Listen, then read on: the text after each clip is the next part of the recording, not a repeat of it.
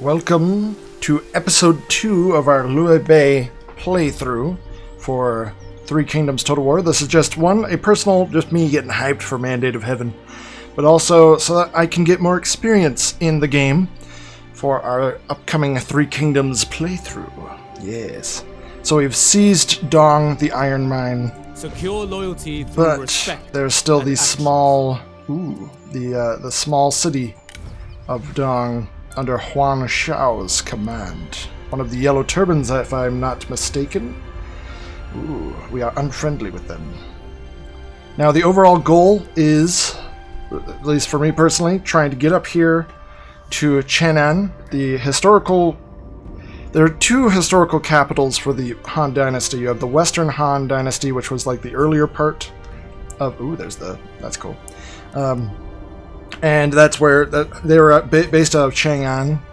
And then you had the Eastern Dynasty, which is the one that just fell, or is in complete turmoil. It hasn't fallen yet. We can save the Han. And they were based out of Luoyang, which was burnt to the ground, destroyed, and my nephew seized by Dong Zhou. And so we're going to have to try and get him back to save the Empire, save China, so no pressure.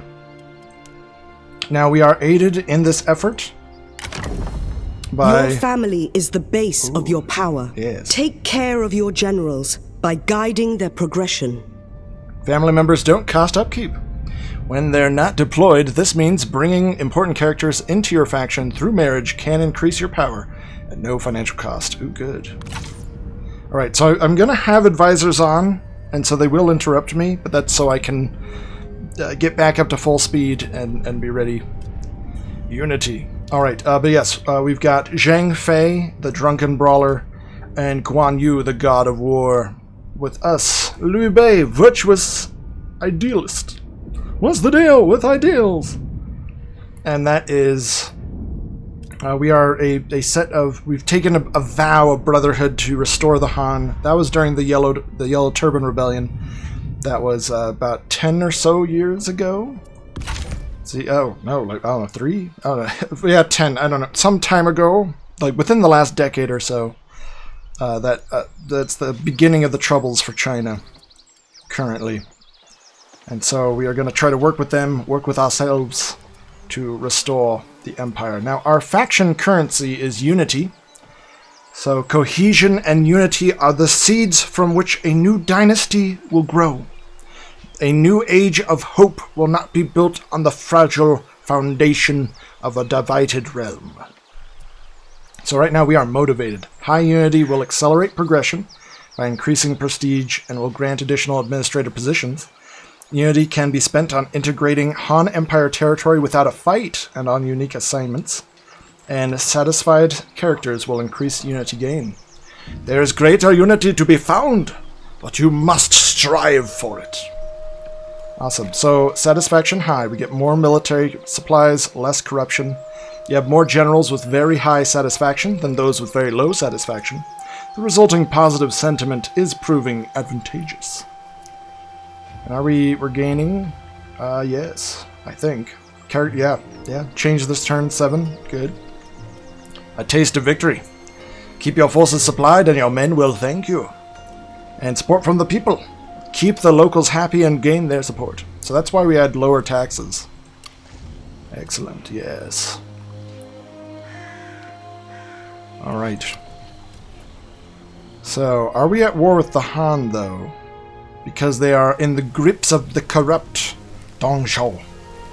Let's look at our diplomacy. To begin with, your diplomatic dealings with other warlords will be limited. But as you grow in power, you will be taken more seriously, and more options will become open to you. It is not wise to be at war with too many factions at once. Be mindful of how other factions perceive you. Forge non-aggression pacts and trade agreements with factions you want to remain at peace with. Try to weaken your enemies by isolating them diplomatically. So we might want to reach out, it looks like we'll want to reach out to Tao Xian, and maybe even Kong Rong, and Wang Lang. So we'll be keeping an eye on people. Our enemy is to the west. That is where we must go. So the more we can build relationships in the east to sort of stabilize that front, the more will be freed up to push west. Alright, safe. You are not seen as an immediate strategic threat to any other factions. Excellent. Good.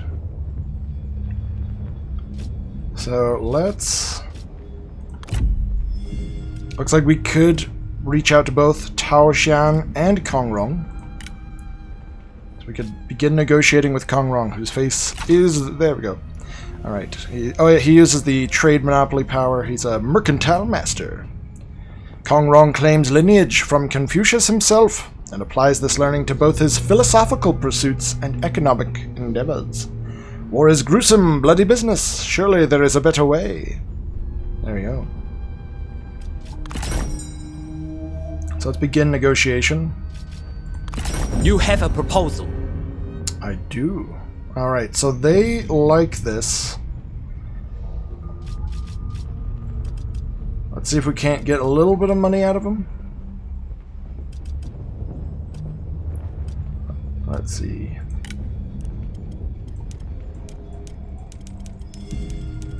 Oh, barely anything? Anything will do. Okay, never mind. Let's see. Request regular payments. How do you pay me a bunch? I imagine not even... yep, nope. Alright, 0.3. There's probably not anything we can actually get with that. We have nothing to trade yet. Oh, we could trade away... Just trade people, you know. Oh, clay rat. Rats survive. That's something. Well, no, if we ever need to sweeten the pot, though, I've heard that that is a good way to do that. Very well. Yeah, nope, we're not going to get any food from him. Okay, so never mind. So this is a good deal. Your proposal is sound. Excellent. We have a non-aggression pact with Kongrong. That small little part of our border is now secure. We don't have to worry about anyone coming through there. Alright, let's see. In the north, Yellow Turbans. I think, right? Yeah, he's one of the Yellow Turbans. He's got the yellow on him. South. Okay, so it looks like we can get a diplomatic deal with Taoshan. So we'll reach out to him as well. Yes. Let us negotiate a deal. Welcome. Now Come in. He does like this. But it looks like he has even less... Oh, no, he could potentially agree to give us food. We are requesting food trade. Amount 1, duration 10. So yeah, we'd get more food.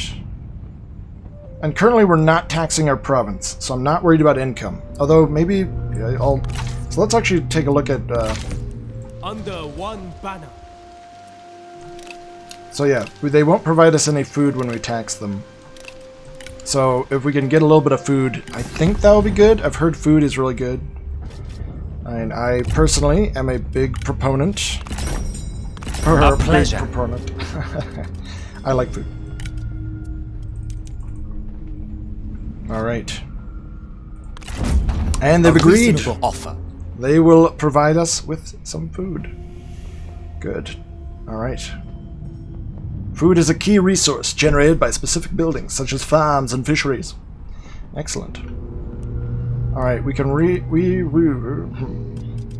let's try and figure out what's going on with the Han Empire. They are a vassal of Dongzhou. Okay, so yeah, there's nothing they can do about it. They are rich. They're very rich in food. Then we have the Yellow Turban Rebellion. So that's a good place of expansion. And of course, Huaoshan. How do we know who we're at war with? I guess if we look at peace. Okay, so we are at war with the Yellow Turbans, Dongzhou, and Huangshao. So we might not actually be at war with yes, we are. We are at war with the Han Empire because of Dongzhou. So I'm thinking we could just snatch up that... Let's see, let's jump back into here. So we've made diplomatic relations with everyone that we can. And in the future, hopefully that will lead us towards more unity in the East. But here we go. This is all under the control of the Han Empire. It's in the exact opposite direction of where we want to go. But if we could seize this province, I guess, it would give us a support base to launch out against these yellow turbans. I do not want to fight this war. I only want peace and unity for the Republic. I mean, for the Empire. Right. New capital. Ooh. People of merit. Cuckoo. Seek opportunities and act upon them. Alright, let's look at our reforms. So we'll have a next reform in 2 turns. So I guess we start with this one. Agriculture reform. Resettlement incentives. The wise leader can make very reasonable offers to those who decide to stay, toil, and never leave. Okay. So we'll be looking at that. I don't know a lot. Well, we'll see what... Well, we have 2 turns to ignore it until it comes up. Our treasury is doing pretty well. Alright. So then I guess there's our court. We've got our generals. Let's look at my family tree. That's just me, Liu Bei, Liu Hong, Liu Xiong. Alright. I have no heir. As you don't have any eligible family members, one of your generals will take over. Oh. Can I don't want to promote. I want to, like, I wish I could adopt these 2 people. Because, like, we've taken a sworn oath together. So it makes sense to me that we would all want to be friends. Now, I am friends with a ton of other... Okay, yeah, so these guys, oath sworn we are with these people. Good. Then, Zhao Yun. Important events have led us to increasingly appreciate one another. And Gong Su San. Are they... Hopefully they're leaders, maybe? Now, I've never seen this guy, but I don't like him, apparently. Wielder of the Heavenly Way. Alright. So this is all of China. It's huge. China! But we're centered in the north. Okay. Very well. We will take our forces and head towards Liangai. Virtue begats. No matter how devoted your soldiers are, rest is needed between marches. Try to manage your army's movements so they can rest in safe locations. All right. From time to time, you will receive missions. Fulfilling their objectives will often benefit or reward you in some way, and will help your overall campaign. As you progress through the campaign, you will receive missions based on historical events from the Three Kingdoms period. That's cool. Fortune favors the vigilant. Alright. So, let's see, what is our mission? With a rallying cry, Liu Bei draws more to his cause. Oh, that's right, we were supposed to recruit... For reunification. Some units.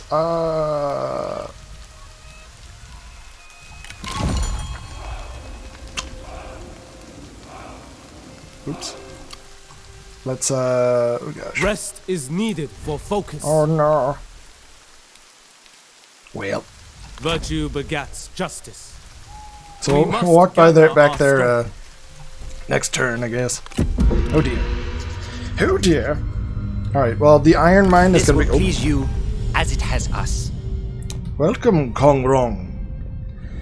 So, common deals. They would like they offers us a trade agreement, and they will give us a payment, a huge amount of money. Well, that feeds into his like the more people that trade with him, the better off his trade is, income for him. So I can imagine that's why he wants to give us that. Let's negotiate. Oh, yeah, okay, no, that's good, yeah. Your wisdom reveals a kindred spirit. So he is helping pay for our war effort. Unless I misread that and I just gave him a bunch of money, in which case, I'm a fool. I As am you not a gain fool. prestige throughout China, you will be rewarded with a rank befitting your power. Your options and resources will increase in line with your authority. Ooh. Your faction rank reflects your campaign progress, and new ranks are gained as your prestige grows. To increase prestige, conquer territory, construct higher-level buildings, control the Emperor, or take advantage of your faction's special abilities. Alright. That the court? That's not, how do I see where I'm... Oh, right here. Faction, there we go. So we are a noble. Excellent. 0 years of rule. Well. So we are trade partners with Kong Rong. Good. Let's see if we can't get a trade agreement with Taoxian. Welcome. Come in. Trade territory, trade agreement. For this to be a viable term, both factions must have a free trade route and also share a border between your territory and theirs. So we must not, or they must not, for free trade. That's alright. Now, it looks like we could make peace with the Yellow Turbans. I don't know about that. Seek opportunities and act upon them. Alright, so it's definitely winter. Towards unity. So let's go home and recruit some troops. Let's see. I think... So the units are a little bit different based on the commander. Those that serve your Whoops. cause gain experience over time. Encourage this growth and guide their development to your advantage.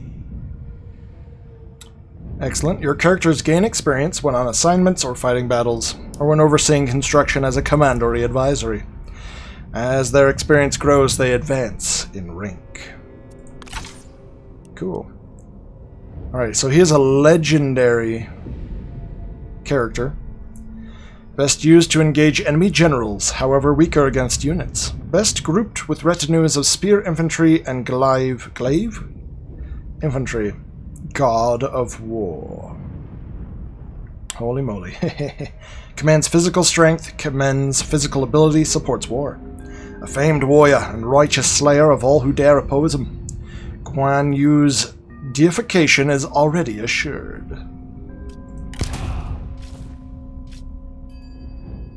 Ooh. Oh, we should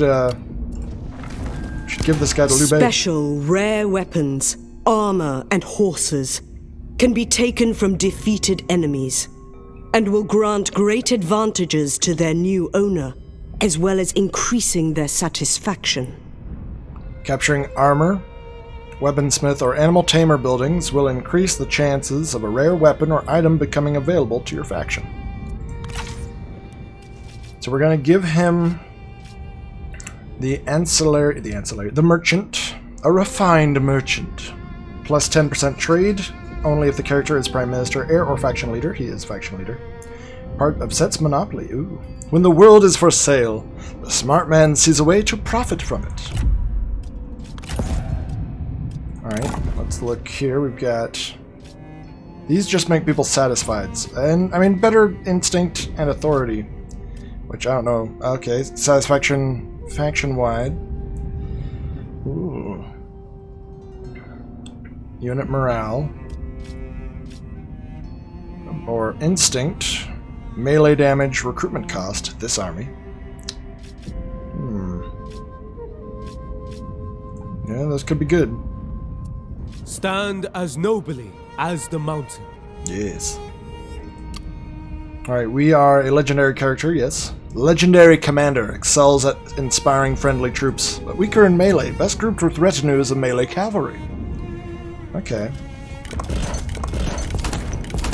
Got some cool arms, weapons. Good, good. grudge against Dong Xiao. They were utterly dissatisfied whilst an administrator. There can be no quarter when dealing with this most hated foe. In battle as in life, only death will end this feud. Past loyalties, Liu Bei, Han Empire. Hints to one's future can be seen in their past. So, yeah, we were literally loyal until a year ago to the Han Empire. Then we had to form our own group. So I see no downs. I think there's something where we get, we have a special... maybe not. Oh, wait, let's see. I don't know. I thought I read somewhere that, like, we don't get a penalty when we conquer their territory, but I could be wrong. But at least I'm not Kong wrong. Sorry. All right. There is strength in meekness. Let us build our forces.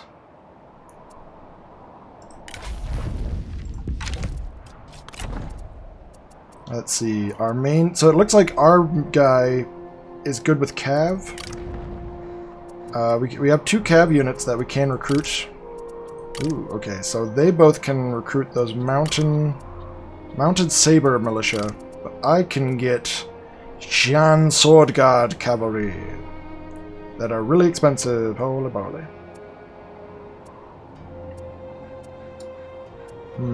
Cannot adopt advanced formations, vulnerable to spears. Roll anti-missile. Alright, we've got just regular old saber cavalry. That are medium. Well, we'll pick up 1. Then, let's look at you. You are red. So you've got access... Oh wait, there's a red cavalry guy. Mounted Lancer Militia. And you got Raiders Cavalry. Mounted Lancer. Okay. And you get access to...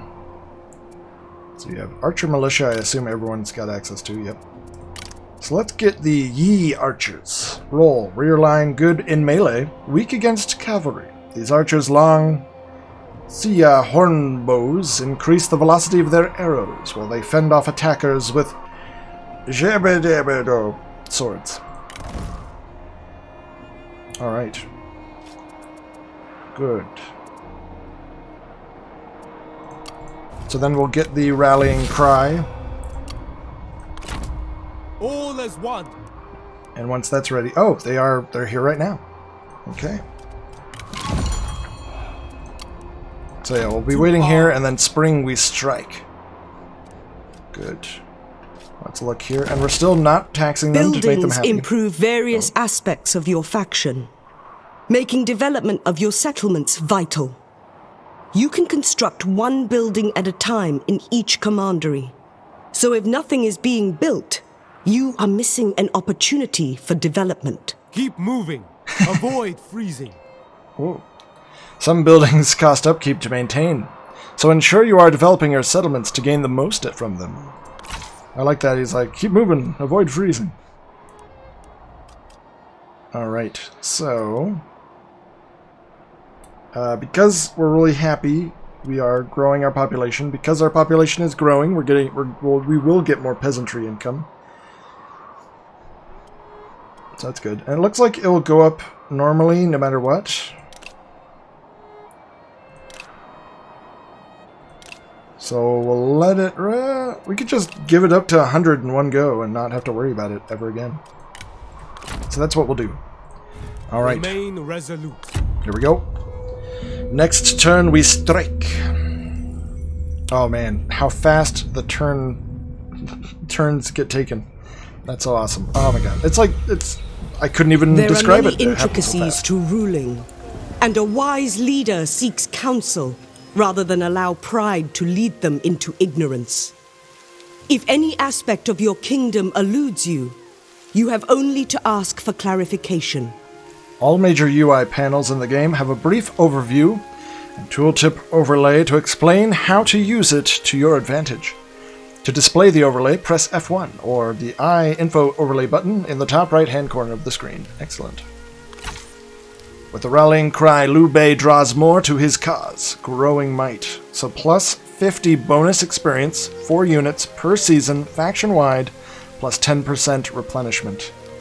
Excellent. Units gain experience and can be replenished.